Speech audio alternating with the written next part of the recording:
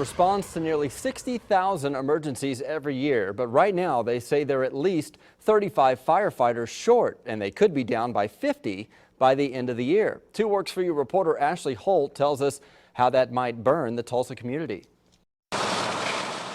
If you look at the people that make up the Tulsa Fire Department, you'll find men and women who have been there for decades. So if anyone can speak to what changes a firefighter shortage brings to Tulsa, it's them. There's a lot of things in this country, you hear do more with less, more with less. This isn't one of those jobs. You can't do more with less here. And those new to the department are already seeing the impact of losing firefighters like Caldwell. Just about every single day, somebody from a station is having to move and go somewhere to fill a void. Because we're having to save a little bit of money, but at a certain point we start losing money because of the injuries and the overtime. The department says it's typically able to fill summer shortages.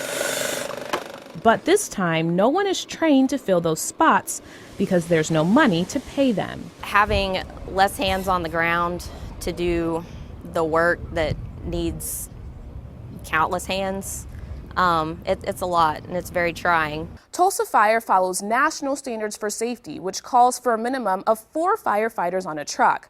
Tulsa can only afford 3, and when responding to a fire, one of those firefighters has to stay back on the truck, leaving only 2 firefighters to respond to that house fire or emergency. Even though they'll get there in the same amount of time, less firefighters means it takes more time to put out that fire. It has been the status quo for the last several years. City Councilor Karen Gilbert doesn't like it any more than the firefighters do.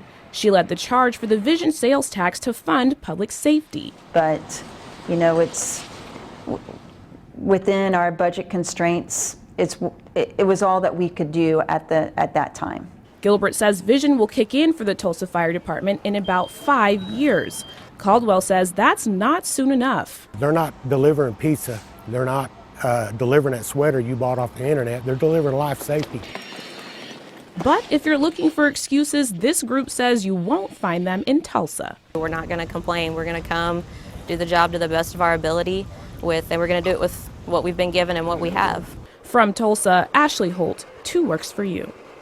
By the way, the Tulsa Fire Department has applied for a federal grant that would pay to train 27 new firefighters. They already have candidates that are ready to train, but still it would be 5 months before they could even respond to emergencies.